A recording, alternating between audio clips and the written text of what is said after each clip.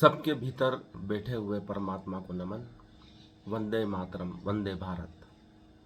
हम अनजान राहों पर चलने से डरते हैं, उन रास्तों पर चलने से डरते हैं जिन पर हम कभी गए नहीं।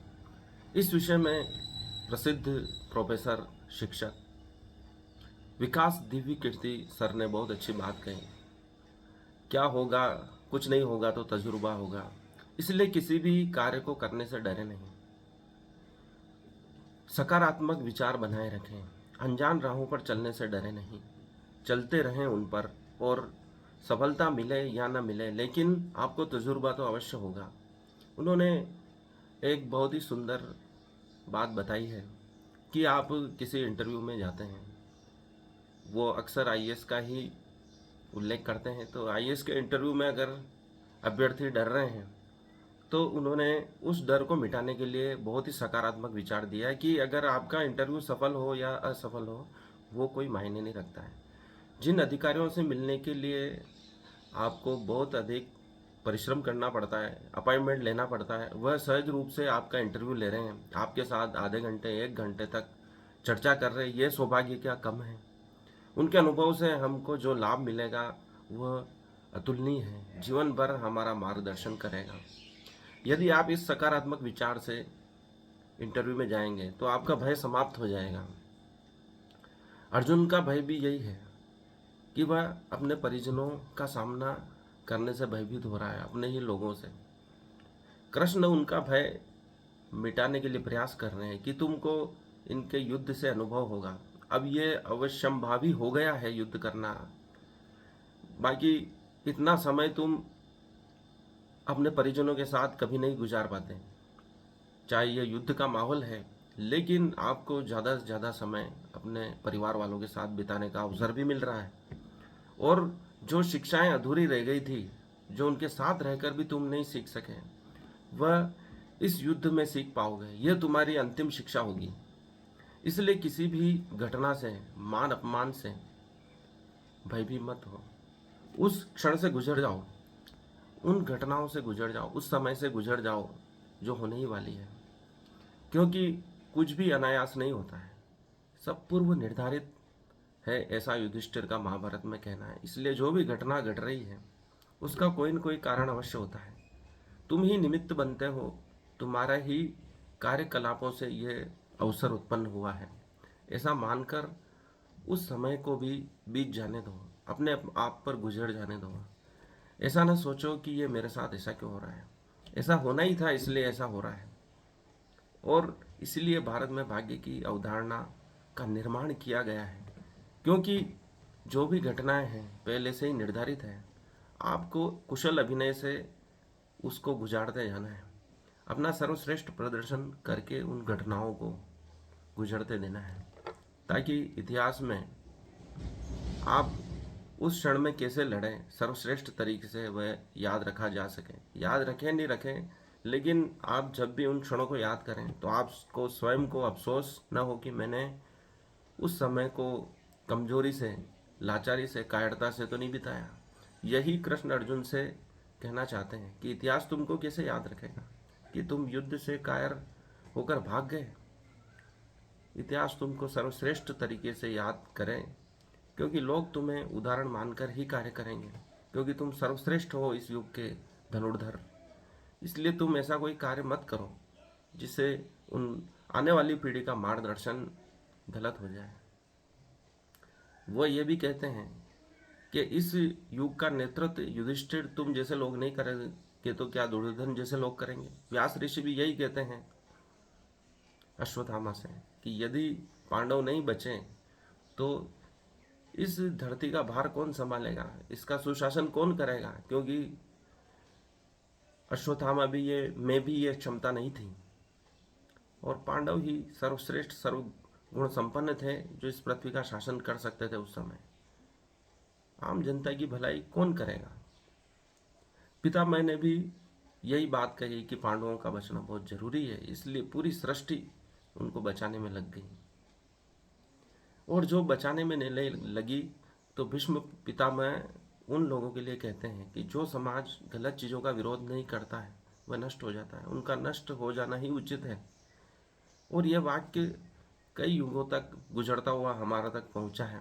और इतिहास में जो घटनाएं घटी उनको हम देखते हुए ऐसा लगता है कि भीष्म पितामह ने महाभारत में ये सत्य कहा था कि समाज को भी गलत चीज़ों का विरोध करना चाहिए।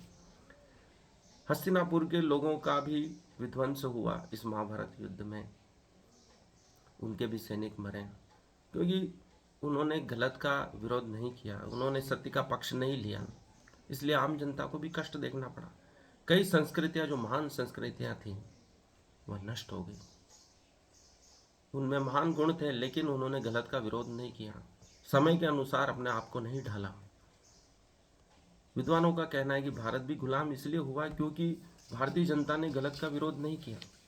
कितने ही आक्रांता आए, उनके शासन को स्वीकार किया, उनका विरोध करने के लिए कभी प्रयास नहीं किया। सिर्फ सैनिकों, सैन्य समाज के द्वारा ही युद्ध किया जाना है ऐसा मानकर वे अपने गांव में रहें, अपने नगरों में रहें, पर उन्होंने इन क्रूर शासकों का विरोध नहीं किया, जिसके कारण हमें 200, 300, 500 वर्षों तक की गुलामी स्वीकार करनी पड़ी।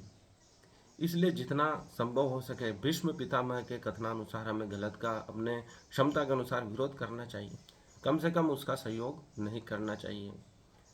तभी हम सत्य को बचा पाएंगे, क्योंकि असत्य की तरफ जाना बहुत सरल होता है लेकिन सत्य की रक्षा करना बहुत कठिन होता है। धर्म रक्षति रक्षता, धर्म की रक्षा करने पर ही धर्म हमारी रक्षा करेगा। इसलिए लगातार प्रयास करें कि किसी न किसी रूप में हम सत्य मार्ग की ओर बढ़ते रहें, तभी एक सुंदर समाज का निर्माण हो सकेगा। सत्य की रक्षा के लिए मान अपमान की भी परवाह मत करो, जितनी क्षमता हो उतना प्रयत्न करो, क्योंकि विष शिव को ही पीना पड़ता है। यदि विष नहीं पियोगे तो वह अमृत को भी बेकार कर देगा, उसे भी खराब कर देगा। इसलिए सत्य की रक्षा के लिए तुम्हें अपमानित भी होना पड़े तो उसे स्वीकार करो। गांधी जी को ट्रेन से बाहर निकाला गया, फेंका गया, लेकिन उन्होंने सत्य का साथ नहीं छोड़ा, इसलिए आज इतने पूजनीय हैं। इसलिए कितने ही वर्षों तक उन्हें अपमान, प्रताड़ना झेलनी पड़ी। हमारे क्रांतिकारियों को भी कितने कष्ट झेलने पड़े, शहीद हो गए, लेकिन उन्होंने सत्य का साथ नहीं छोड़ा और इसी कारण हम आज एक आज़ाद भारत में एक सुंदर जीवन जी रहे हैं। उसके लिए आपको समग्र से परमात्मा से जुड़ना होगा। यदि आप परमात्मा को स्वीकार नहीं करते तो एक तनावपूर्ण जीवन जीते हैं जिसमें सब जिम्मेदारी स्वयं की होती है। इसलिए कृष्ण अर्जुन को कहते हैं मामेकम शरणम व्रज, सर्वधर्मान परित्यज्य मामेकम शरणम। तू सभी धर्मों को छोड़कर मेरी शरण में आ जा और चिंता मुक्त होकर अपना कार्य कर, तभी तू एक सर्वश्रेष्ठ योद्धा कहलाएगा और एक क्षत्रिय धर्म का पालन करने वाला बनेगा। आज के युग में चैट जीपीटी, एआई टेक्नोलॉजी संपूर्ण मानव जाति के विचारों का एक संग्रह है, यूनिवर्स है। उससे विचारों का आदान प्रदान किया जा रहा है। पूरी मानव जाति के विचार आज एआई में एकत्र हो गए हैं, चैट जीपीटी, चैट बॉक्स में एकत्र हो गए हैं। उनसे कोई प्रश्न पूछा जाता है तो पूरी मानव जाति का संग्रहित उत्तर हमें प्राप्त होता है। ऐसे ही विधाता है जिसमें समस्त ब्रह्मांड का ज्ञान एक साथ उपस्थित है। यदि कोई परमात्मा से जुड़ता है तो वह सर्वश्रेष्ठ ज्ञान को प्राप्त होकर कार्य करता है। वही कृष्ण अर्जुन को कह रहे हैं कि तू मेरी शरण में आकर कार्य कर, तो फिर तुझे सही गलत का अपराध बोध नहीं होगा, नहीं तुझे उसका पाप या पुण्य मिलेगा। पर तू कर्म को दुखी होकर मत कर, आनंदित होकर कर, हंसते नाचते गाते हुए कर। इसलिए सूफियों ने नृत्य की परंपरा चालू की। वह नाचते हुए गोल गोल घेरा बनाते हुए नृत्य करते हैं, जैसे ब्रह्मांड में ग्रह पिंड घूम रहे हैं। इसलिए कृष्ण अर्जुन को यह भी सिखा रहे हैं कि अत्यधिक तनाव लेकर भी कार्य मत कर, कार्य को बोझ मत बना, हल्के हल्के में लेकर कार्य करना है, खेल पूर्ण कार्य को करना है, न कि उसे मानसिक बोझ बनाकर कार्य करना है। आनंदित होकर करना है, तभी तू सफल हो पाएगा, ऐसा कृष्ण अर्जुन को कहते हैं। हम भारतीयों की विशेषता है कि हम भाग्य में विश्वास करते हैं। जो मिला है उसको अच्छी तरह स्वीकार करने में विश्वास करते हैं, इसलिए हमारे यहाँ विवाह टिक रहे हैं, शादियाँ टिक रही हैं। पश्चिम में भाग्य को स्वीकार नहीं किया जाता है, कर्म को ही स्वीकार किया जाता है, इसलिए वह नए नए प्रयोग करते रहते हैं। एक से संतुष्ट नहीं होते हैं तो दूसरे से विवाह कर लेते हैं। तलाक का प्रचलन बहुत अधिक बढ़ रहा है। लेकिन भारतीय लोगों की यह विशेषता है कि वह सातों जन्मों का वादा निभाते हैं और प्रयास करते हैं कि हम समन्वय स्थापित करें। कृष्ण ने भी काफ़ी प्रयास किए युद्ध को रोकने के, समन्वय स्थापित करने के, लेकिन अंत में जब सब मार्ग बंद हो गए तब युद्ध का मार्ग अपनाया। इसलिए हमारे सामाजिक जीवन में भी समन्वय का मार्ग हम अपनाते हैं और किसी भी प्रकार के संघर्ष से बचने का प्रयास करते हैं, क्योंकि भारतीय सनातन परंपरा में कोई भी घटना को अनायास नहीं माना जाता है। युधिष्ठिर ने भी पांडवों से कहा कि यह वनवास हमारे कर्मों के द्वारा मिला है, भाग्य के द्वारा मिला है, प्रारब्ध के द्वारा मिला है, इसलिए इसे खुशी खुशी स्वीकार करो, क्योंकि परमात्मा या नियति कोई भी घटना अनायास उत्पन्न नहीं करती। कोई कुछ आपसे बोल रहा है वह अनायास नहीं है, उसका कारण वह बीज हमारे भीतर ही छुपा हुआ है, इसलिए उसे स्वीकार करो और उसे अच्छी तरह निभाओ।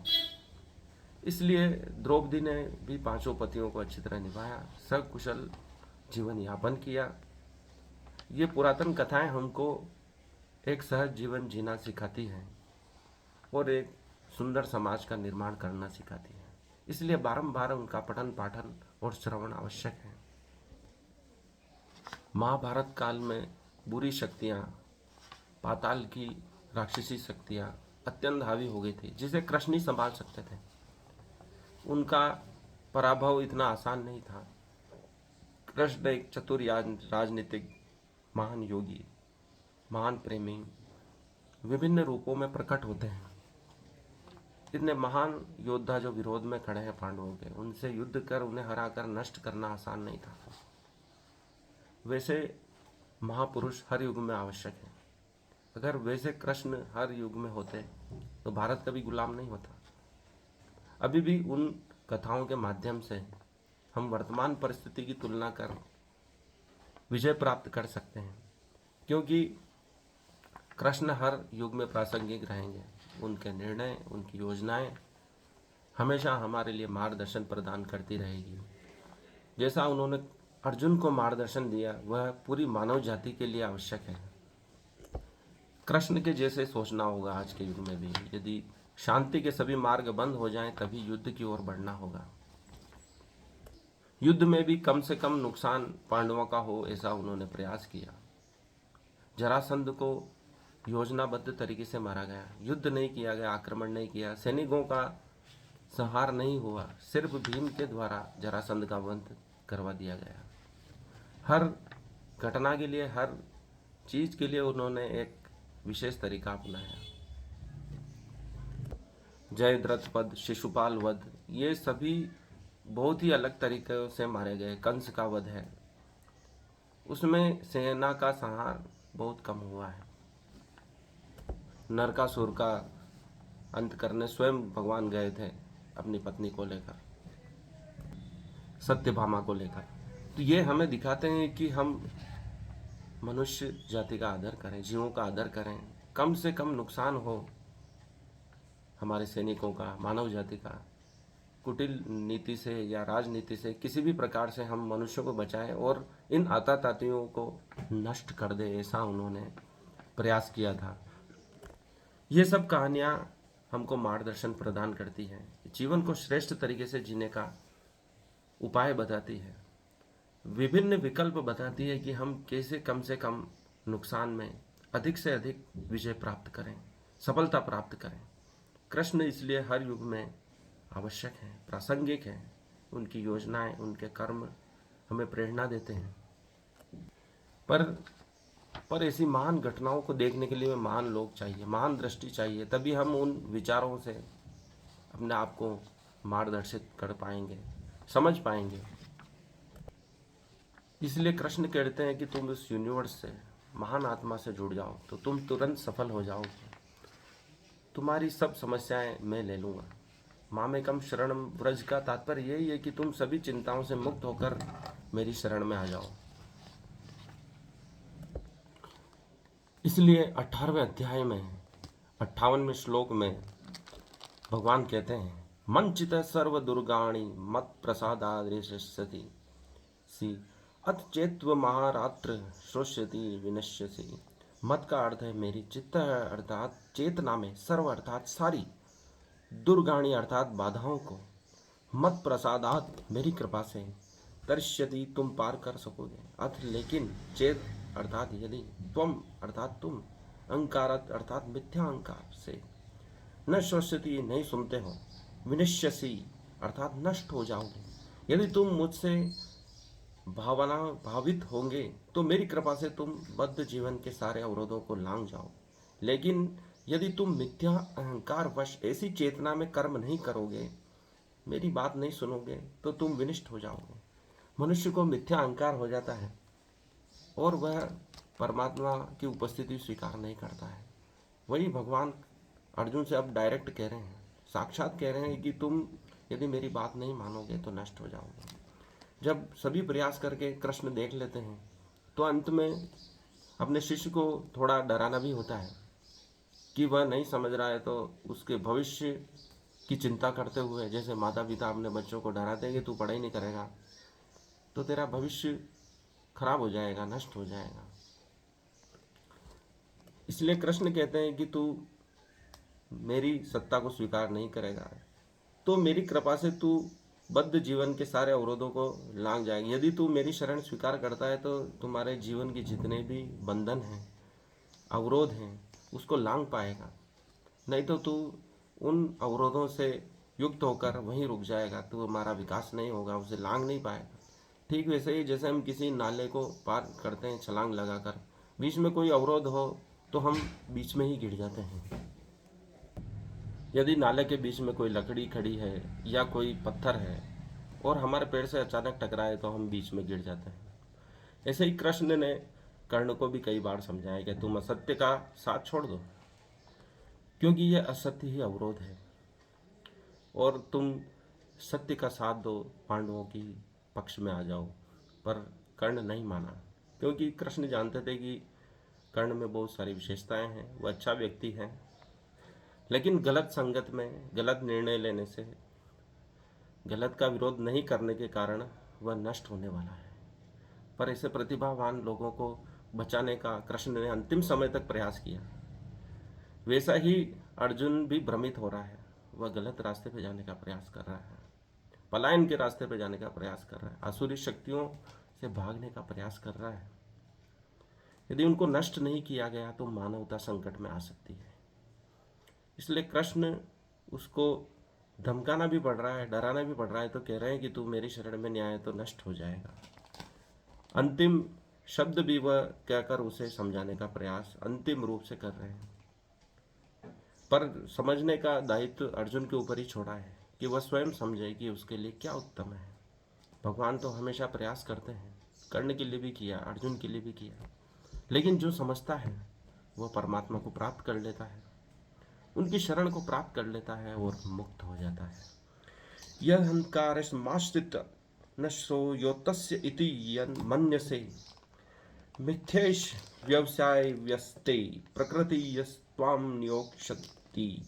यद का अर्थ है यदि, अहंकारम अर्थात मिथ्या अहंकार की, आश्रित अर्थात शरण लेकर, न योत से अर्थात मैं नहीं लड़ूंगा, इति अर्थात इस प्रकार, मन्य से अर्थात तुम सोचते हो, मिथ्या एव तो यह सब झूठ है, व्यवसाय अर्थात संकल्प, ते अर्थात तुम्हारा, प्रकृति अर्थात भौतिक प्रकृति, त्वाम अर्थात तुमको, नियोक्ष्यति अर्थात लगा देगी। यदि तुम मेरे निर्देशानुसार कर्म नहीं करते और युद्ध में प्रवृत्त नहीं होते हो तो तुम कुमार्ग पर जाओगे, तुम्हें अपने स्वभाववश युद्ध में लगना होगा। यदि तुम मेरी बात नहीं मानते हो तो कुमार्ग पर ही जा रहे हो। संन्यास के मार्ग तुम्हारे लिए अभी उचित नहीं है। और ये आताताई शक्तियाँ फिर इतिहास में यह दर्ज कराएगी कि वही सत्य थे, वही सही लोग थे, और अर्जुन पांडवों ने गलत हमसे युद्ध किया या उनके कार्य पापपूर्ण थे। क्योंकि इतिहास में जो जीतता है वही अपना नाम दर्ज कराता है। यदि आसुरी शक्तियाँ जीत जाती है तो इतिहास में यह दर्ज करवा लेगी कि वे ही सत्यवादी लोग थे, वही मानव जाति का कल्याण करने वाले लोग थे। लेकिन कृष्ण ने इस गंभीरता को समझा, परिस्थिति की गंभीरता को अच्छी तरह समझा कि आततायी शक्तियाँ जीत गई, क्योंकि सुनिश्चित है कि वह बहुत ही प्रबल हैं। भीष्म पितामह, द्रोणाचार्य, कृपाचार्य, कर्ण जैसे लोग उनके साथ हैं, और भी कई महारथी रथी उनके साथ हैं। तो पांडवों का जीतना बहुत कठिन काम था, और अर्जुन भी पलायन कर जाएगा तो फिर लड़ेगा कौन। इसलिए उसको सत्य मार्ग में लाना आवश्यक था। वे तो कर्ण को भी लाना चाहते थे, लेकिन कर्ण नहीं माना और कुमार्ग पर चल पड़ा और नष्ट हुआ। और आगे जो नष्ट हुए, कृष्ण ने वो बात पहले ही अर्जुन को समझा रहे हैं कि तू भी नष्ट हो जाएगा यदि गलत दिशा में प्रवृत्त होता है। अगला जो श्लोक है 60वां। स्वभाव जैन कौन्तेय निबद्ध स्वयं कर्मणा कर्तुम नेच्छसि यम मोहारिष्यसोऽपि तत्। स्वभाव जैन, अपने स्वभाव से उत्पन्न, कौन्तेय है कुंती पुत्र, निबद्ध बद्ध, स्वयं अर्थात तुम अपने, कर्मणा अर्थात कार्यकलापों से, कर्तुम करने के लिए, न अर्थात नहीं, इच्छसी अर्थात इच्छा करते हो, यत अर्थात जो, मोहात अर्थात मोह से, करिष्यसि करोगे, अवश्य अनिच्छा से, अपि भी, तत् अर्थात वह। इस समय तुम मोहवश मेरे निर्देशानुसार कर्म करने से मना कर रहे हो, लेकिन हे कुंती पुत्र, तुम अपने ही स्वभाव से उत्पन्न कर्म द्वारा बाध्य होकर वही सब करोगे। यदि तुम वर्तमान में मोहग्रस्त होकर यह कार्य छोड़ रहे हो, लेकिन थोड़े दिनों बाद, थोड़े ही देर बाद तुम वही कर्म करने लगोगे। तुम जंगल में भी तपस्या करने जाओगे तो वहाँ क्या करोगे? वहाँ जीव जंतुओं का वध करोगे, क्योंकि तुम्हारी प्रवृत्ति हिंसात्मक है, सैनिक वाली है। तो तुम वह कर्म छोड़ नहीं सकते हो। जहाँ जाओगे काम तो वही करोगे, क्योंकि अर्जुन के पूरे जीवन चरित्र को हम देखते हैं तो वह योद्धा का रूप है, क्षत्रिय का रूप है। वहाँ जहाँ भी गया अपने धनुष को साथ लेकर गया। वह प्रायश्चित यात्रा में जब द्रौपदी के भवन में जब युधिष्ठिर दोनों साथ थे प्रवेश करता है और दंड स्वरूप प्रायश्चित यात्रा का विधान करता है, तो भी वह धनुष अपने साथ रखता है और शास्त्र धर्म का पालन करते हुए तीर्थ यात्रा करता है। अर्थात वह तपस्वी बन के पहले देख चुका था, और कृष्ण भी जानते हैं कि यह मोक्ष मार्ग पर जाएगा तो भी धनुष साथ में ले जाएगा। और जहाँ जहाँ प्रायश्चित यात्रा में गया वहाँ राज्यों पे आक्रमण भी किए और युद्ध भी किए और राजकुमारियों से विवाह भी किए। चित्रांगदा, उलूपी, सभी से ऐसी महान राजकुमारियों से विवाह करके वह लौटा। अर्थात उसकी प्रवृत्ति प्रायश्चित यात्रा में तपस्वी रूप में भी नहीं बदली। सुभद्रा को तो साथ में ही लेकर आ गए थे, जिससे द्रौपदी बहुत नाराज हुई। और सुभद्रा जब ग्वालिन के वेश में जाकर द्रौपदी से कहती कि मैं तो तुम्हारी दासी हूँ और कृष्ण की बहन हूँ, तभी द्रौपदी मानी और उसका जो रूठना मनाना था समाप्त हुआ। इसलिए कृष्ण कहते हैं कि तू मोहग्रस्त होकर अगर युद्ध नहीं करेगा तो भी बाद में वही काम करेगा। अभी तेरे को भयभीत हो रहा है, तू परिजनों को देखकर शर्मा रहा है, डर रहा है, मोहग्रस्त हो रहा है। पुरानी बातें याद आ रही कि तू बचपन में पितामह की गोद में खेला और द्रोणाचार्य से शिक्षा प्राप्त की, कैसे उन्होंने कोमल होते हुए भी ऐसा कठोर युद्धाभ्यास कराकर एक महान योद्धा बना दिया है। ये सब चीज़ें तुझे याद आ रही हैं, लेकिन ये सत्य के मार्ग में बाधक हैं। कर्ण इत्यादि महापुरुष, द्रोण, भीष्म पितामह मोहग्रस्त होकर असत्य का साथ दे रहे हैं, धृतराष्ट्र का, दुर्योधन का साथ दे रहे हैं।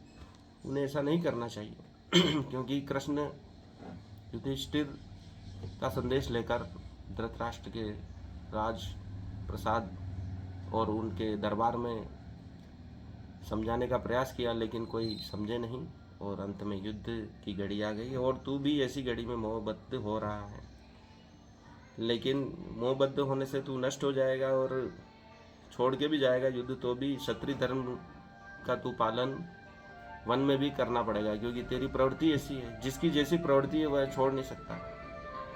जैसे एक बिच्छू को बचाने जाए पानी से, एक ऋषि बचाने जा रहे थे तो वह ऋषि उसको उठाकर बाहर निकाल रहे थे ताकि वो बहकर आगे न चला जाए, लेकिन वह बिच्छू बार बार काट रहा था, क्योंकि उसकी प्रवृत्ति काटने की है, बचाने वाले को भी नहीं छोड़ता वो। इसलिए तेरी प्रवृत्ति भी क्षत्रिय धर्म की है, तू तपस्वी होकर भी वहां पे भी युद्ध करने लगेगा। पाशुपतास्त्र प्राप्त करने के लिए अर्जुन वन में तपस्या करने गया। वहाँ सुअर के रूप में एक राक्षस आया, तो उसका उसी क्षण उठकर उसने तीर चलाकर उसका वध करना चाहा, और दूसरा जो बाण भगवान शिव का था, जो बहेले के रूप में आए थे, उनसे युद्ध करने को तैयार हो गया। उस समय तो वो तपस्या कर रहा था, उसके मन में हिंसा की भावना आनी ही नहीं चाहिए, लेकिन वह उस समय भी धनुष को पास में पेड़ से टिका कर ही तपस्या कर रहा था। हालांकि वह दिव्यास्त्र के लिए ही तपस्या कर रहा था, लेकिन तपस्वी वेश में तो उसे हिंसा त्याग देनी चाहिए थी, लेकिन उस समय भी वह हिंसा त्याग नहीं पा रहा था। वह राक्षस सुअर के रूप में आया, उसका वध किया, और 2 तीर उस सुअर को लगे, तो दूसरे तीर से पहले अपना तीर बताकर भगवान शिव जो बैले के रूप में आए थे उनसे युद्ध के लिए उद्यत हो गया। इस प्रकार अर्जुन कभी भी क्षत्रिय धर्म से मुक्त नहीं हुआ जीवन पर्यंत। ईश्वर सर्वभूतानां द्वेषे अर्जुन तिष्ठति ब्राह्मस्य भूतानि यंत्र रूढ़ानि मायया। 61वां श्लोक है 18वां अध्याय का। ईश्वर अर्थात भगवान सर्वभूतानाम सर्व जीवों के हत देशो हृदय देश में अर्जुन, हे अर्जुन, तिष्ठति अर्थात वास करता है, ब्राह्मयन अर्थात भ्रमण करने के लिए बाध्य करता हुआ, सर्वभूतानि अर्थात समस्त जीवों को, यंत्र अर्थात यंत्र में, आरूढ़ानि अर्थात सवार चढ़े हुए, माया अर्थात भौतिक शक्ति के वशीभूत होकर। हे अर्जुन, परमेश्वर प्रत्येक जीव के हृदय में स्थित है और भौतिक शक्ति से निर्मित यंत्र में सवार की भांति बैठे समस्त जीवों को अपनी माया से घुमा रहे हैं, भरमा रहे हैं। परमेश्वर प्रत्येक जीव के हृदय में स्थित है। यत पिंडे तद ब्रह्मांड है, प्रत्येक पिंड में ब्रह्मांड है। जब मिट्टी खाकर बाल कृष्ण यशोदा के द्वारा मुख खुलवाने का प्रयास करती है तो पूरा ब्रह्मांड दिखा देते हैं। वहीं ये सिद्ध हो जाता है कि प्रत्येक जीव में प्रत्येक ब्रह्मांड को लेकर घूम रहा है। यत पिंडे तद ब्रह्मांड, प्रत्येक पिंड में पूरा ब्रह्मांड समाया हुआ है। तो भौतिक शक्ति से निर्मित यंत्र में सवार की भांति बैठे समस्त जीवों को अपनी माया से घुमा रहा है। सवार की भांति है परमात्मा, और हमारा जो शरीर है वह एक वाहन है, यंत्र है, जिसमें परमात्मा रूपी सवार, जैसे सारथी कृष्ण अर्जुन के हैं वैसे ही प्रत्येक जीव के भी हैं। गीता बहुत ही सिंबॉलिक रूप से भी कार्य करती है। कृष्ण का सारथी बनना यूं अनायास ही नहीं है। उसके बाद कृष्ण ने कह दिया था कि प्रत्येक मनुष्य को अपना युद्ध स्वयं ही लड़ना पड़ेगा। महाभारत काल में भी कृष्ण नहीं लड़े, दूसरे लोगों को प्रेरणा देकर ही उन्होंने ये महान कार्य करवाया है कि अपना युद्ध स्वयं ही लड़ो, ताकि पूरी मानव जाति बाद के कालों में अवतार का प्रतीक्षा न करें। बुद्ध भी हुए तो उन्होंने कहा अप दीपो भव, तुम अपने दीपक स्वयं बनो, अपना मार्ग स्वयं बनाओ, क्योंकि मार्ग तभी बनता है जब तुम चलते हो। दूसरों के बने हुए मार्ग पर चलने से तुमको दिशा नहीं मिलेगी। प्रत्येक जीव की कोडिंग अलग है, प्रत्येक का डीएनए अलग है, संरचना अलग है, तो उसके विचार भी अलग हैं, उसके परिणाम भी अलग हैं। प्रत्येक जीव अलग प्रकार से सोचता है। एक ही चीज को कई वैज्ञानिक अलग अलग तरह से व्याख्या करते हैं और अलग परिणाम प्राप्त करते हैं। न्यूटन गति के नियम अलग बनाता है तो आइंस्टीन अलग बनाता है। गुरुत्वाकर्षण वही है, लेकिन वैज्ञानिक बदलने से उनके विचार बदल जाते हैं। वैसे ही प्रत्येक जीव के द्वारा की जाने वाली व्याख्या बदल जाती है। लेकिन उन जीवों में परमात्मा तो वही बैठा है, लेकिन उनके डीएनए की कोडिंग अलग होने से, संरचना अलग होने से वह अलग प्रकार से सोचता है। इसलिए हर व्यक्ति अनूठा है, उसके फिंगरप्रिंट अलग है। पूरी मानव जाति जो पूर्व काल से अभी तक हुए हैं, उनके डीएनए को पृथ्वी पर बिछा दें तो भी अपना यूनिक डीएनए पहचानना आसान है, क्योंकि वह विशेष है, उसकी कोडिंग अलग है, उसकी लिखावट अलग है। इसलिए कृष्ण कहते हैं कि यह माया ही भरमा रही है और मैं सवार हूँ, तुम यंत्र हो। 62वां श्लोक 18वां अध्याय। तमेव शरणम गच्छ सर्वभावेन भारतव तत्प्रसादात् पराम शांतिम स्थानम प्राप्यसि शाश्वतम। तमेव शरणम गच्छ सर्वभावेन भारत। एक महान श्लोक, सर्वश्रेष्ठ श्लोक, आदि काल से मानव जाति को पथ प्रदर्शित कर रहा है।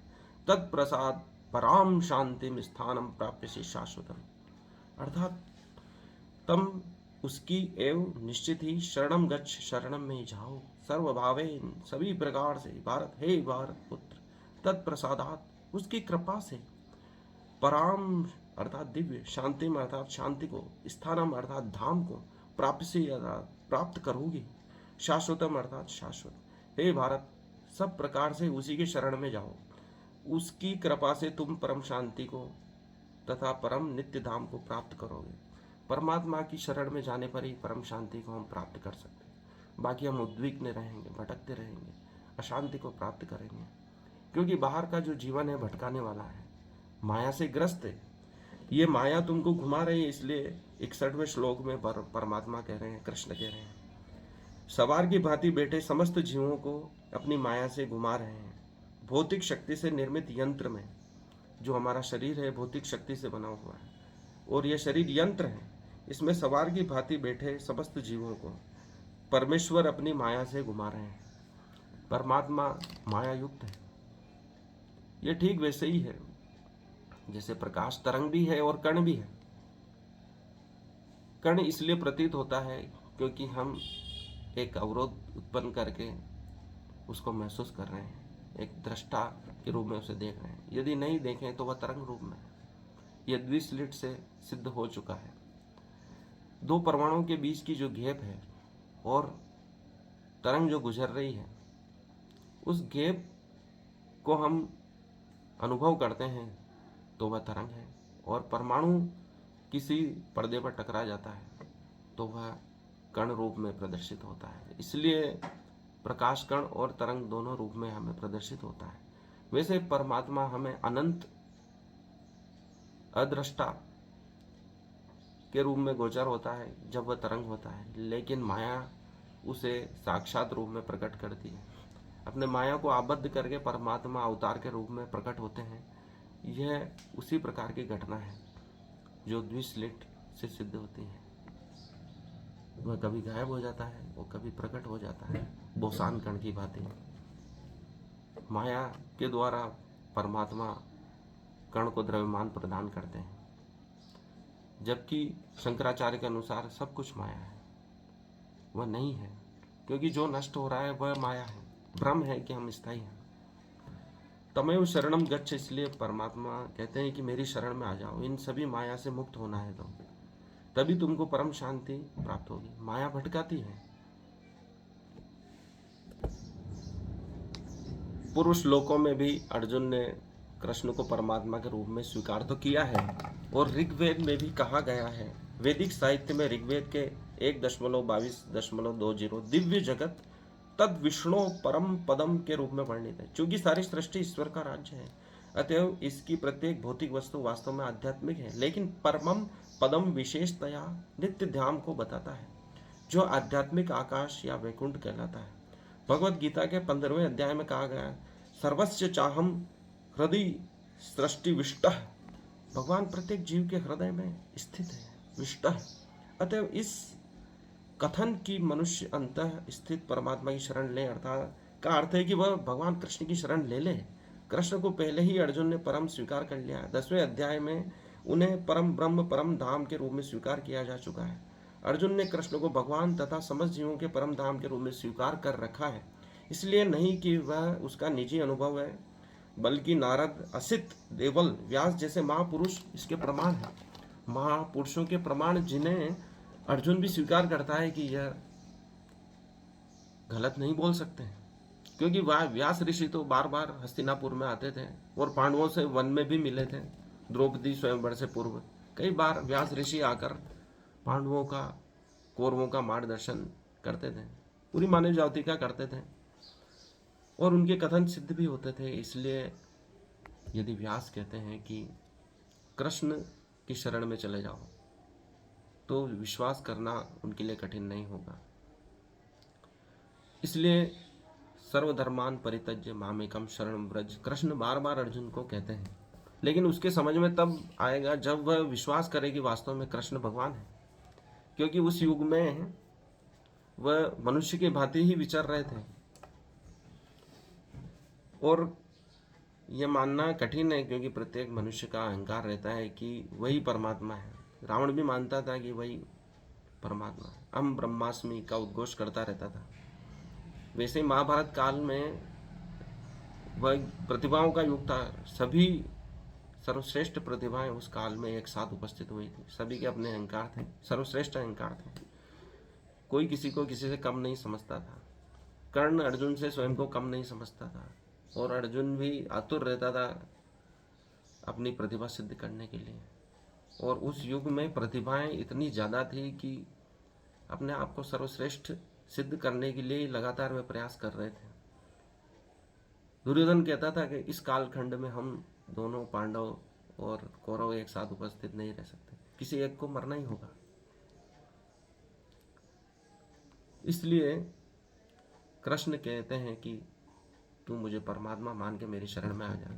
तो जब अर्जुन स्वयं सर्वश्रेष्ठ अहंकार का प्रतीक था, अहंकार त्याग कर जब परमात्मा की शरण में आता है तो एक बहुत बड़ी घटना का निर्माण होता है। जब तक हम कृष्ण को परमात्मा के रूप में स्वीकार नहीं करेंगे, उनकी कही हुई बातों को भी नहीं मानेंगे। ऊपर ऊपर से हमने पूरा कोर्स पढ़ा है, पहली से एमए तक, एमएससी तक, कितना ज्ञान पढ़ा है, हमें कितना याद है। लेकिन हम धार्यति इति धर्म, धारण कितना ज्ञान कर पाए। हम अपने अनुकूल ज्ञान को, हम जिसे हम स्वीकार करते हैं उसे ही जीवन भर याद रखते हैं। पुराने लोग, बुजुर्ग लोग, वे ही दो याद रखते हैं जो उनके पसंद के हैं, उनके जीवन में काम में आए हैं। बाकी दूसरी बहुत सारी चीज़ें पढ़े उनको भूल जाते हैं। इसलिए कृष्ण का यह कहना है कि तू मेरी शरण में आ जा, और अर्जुन भी उनकी शरण में आ चुका है। तो यह समझना बहुत आसान होगा जब कृष्ण उसको कहते हैं युद्ध, धनुष उठाओ और युद्ध करो। यह अंतिम रूप से ही संभव था, और धीरे धीरे अंतिम श्लोकों की ओर बढ़ रहे हैं। और अर्जुन पूरी तरह से कृष्ण की शरण में आ चुका है, आने वाला है, आ ही चुका है। तभी वह घटना घटेगी जब परमात्मा उसे अपना दिव्य रूप दिखाएंगे, और वह उससे भी भयभीत हो जाएगा, मोहित हो जाएगा। उसका स्वभाव ही मोहित होने वाला है। उसका मन चंद्रमा प्रबल है, वह बार बार मोहित होता है, और कृष्ण जैसा व्यक्ति जानता है कि उसको मार्ग पे कैसे लाना है। आज के लिए इतना ही। धन्यवाद। वंदे भारत, वंदे मातरम। सभी के भीतर बैठे हुए परमात्मा को पुनः नमन। मुझे पूरी तरह ध्यान से सुनने के लिए हार्दिक आभार। इसे लाइक करें, शेयर करें, मेरे चैनल को सब्सक्राइब करें।